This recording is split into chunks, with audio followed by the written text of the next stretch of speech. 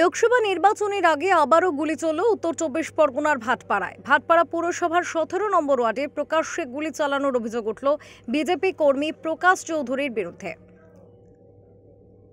ঘটনায় গুলিবিদ্ধ হন এক তৃণমূল সমর্থক। সূত্রের খবর, বুধবার রাতে ১৩ নম্বর গলির ৪ নম্বর বাজার এলাকায় কয়েকজন তৃণমূল সমর্থক বসেছিলেন। সেই সময় অভিযুক্ত বিজেপি কর্মী হিসেবে পরিচিত প্রকাশ চৌধুরী ওই তৃণমূল সমর্থকদের কাছে গিয়ে পিন্টু চৌহানকে লক্ষ্য করে এক রাউন্ড গুলি চালায়। গুলিটি আক্রান্তের গলা ছুঁয়ে বেরিয়ে যায়। পিন্টুকে উদ্ধার করে ব্যারাকপুর বিএন বসু হাসপাতালে নিয়ে আসে।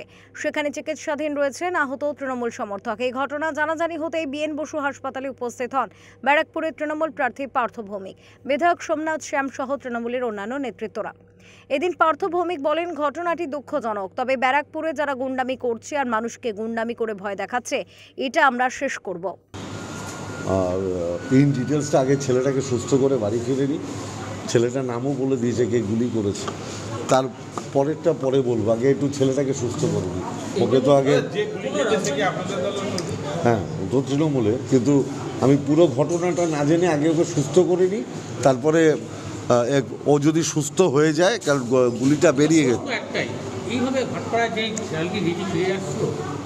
না না, এই জিনিস আমি তো বলছি, এই গুন্ডাগর্দি আমি শেষ করবই। এটা আমাদের প্রতিজ্ঞা।